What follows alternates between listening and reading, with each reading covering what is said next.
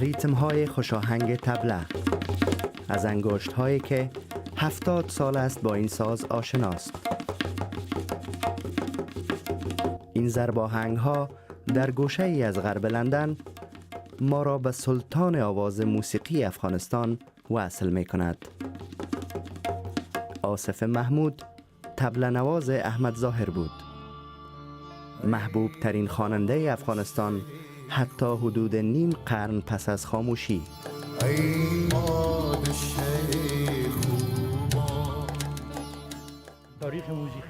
استاد آصف 78 ساله اولین دیدار و آشنایی با آن اسطوره موسیقی را به یاد می آورد. وقتی با احمد ظاهر آشنا شدیم که او خود از ایش بچی بود که کتی همگی سلام علیکم سلام علیکم سلام علیکم که همگی ارتباط داشت.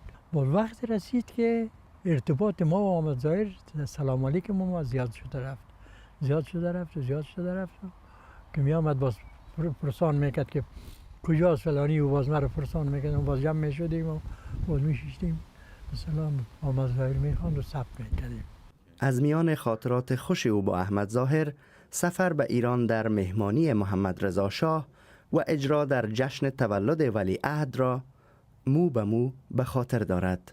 سازها رو گرفتیم بالا رفتیم، زینا بود که بالا رفتیم دمی دالیز کل وزیرها استاده، امو صدراعظمشان یک امیرباس و ویدا و آقای ویدا اوستک یک دانه گل در بستلا در جیبش و یک مقبول ما روزه که میرسیم که سیل میکنیم که شهنشاه شیشته خانومش از بچهش اول خواندن از احمد ظاهر بود، خان چشم سیاه داری قربانش شما من احمد ظاهر خواند.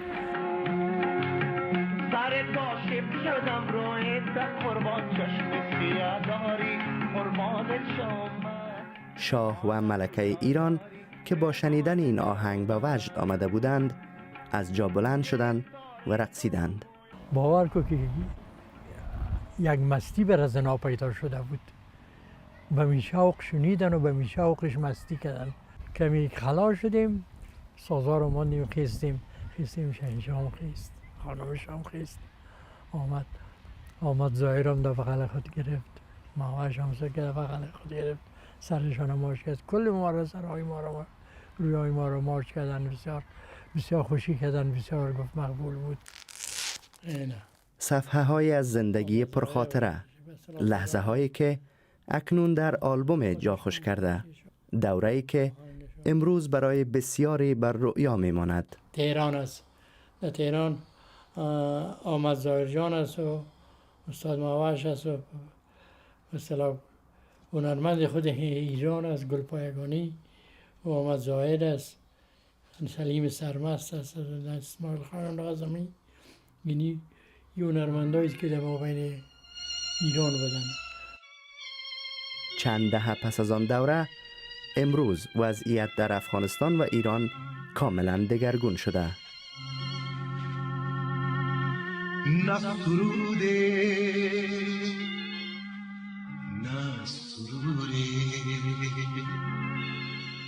حکومت طالبان با موسیقی سر سازگاری ندارد و ساز مخالف میزند.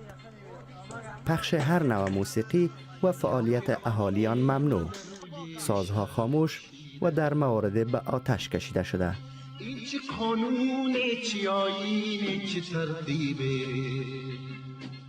وقت به او دوره فکر میکنین، به دوره طلایی موسیقی افغانستان و از جهات یک دوره بسیار آرام اجتماعی و به شرایط امروزی نگاه میکنین، چه تفاوت‌هایی را می‌بینین و حسرت چه چیزهایی بیشتر در دل شما زنده میشه؟ خود مملکت خود ما بود، خود ما بودیم و همه ما را دوست داشتن، ولی حالا هیچ موسیقی نیست. من میخواستم که کابل برم، من به خاطر کابل گفتم وطنم است، من میرم، من کابل میرم، من یار کلشان رو میبینم، منتها من گفتن که نبیایی.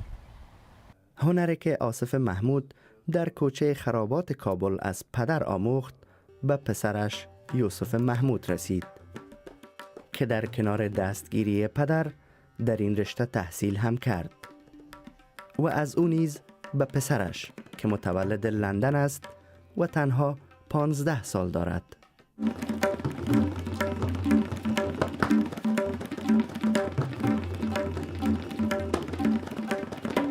تلاش 3 نسل از یک خانواده برای ادامه میراث نیاکانی در مهاجرت و مقاومت در برابر خاموشی که در کشورشان حاکم است.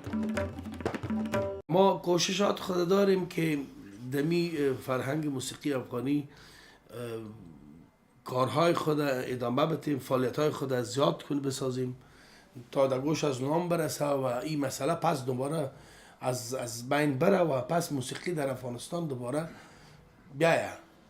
به خاطر که یک مملکت بدون موسیقی برای ما یه است که مثال یک جسم بدون روح. از اینکه بسیار خوش هستم که بابا کلانم استاد موسیقی، استاد افغانستان، استاد طبله است و پدر جانم هم استادم هم است. یعنی بطور یک روز اولادکای خودمون بیای پیشم یاد بگیرن. امید نسل نو برای بازگشت سرود و سرور به افغانستان درست مثل دوره احمد ظاهر هنوز زنده است، هرچند با کاش ها و اما و اگرها. کاش بودم همچون شب تا بر نگاه دیگران. سهراب سیرت، BBC. کاش بودم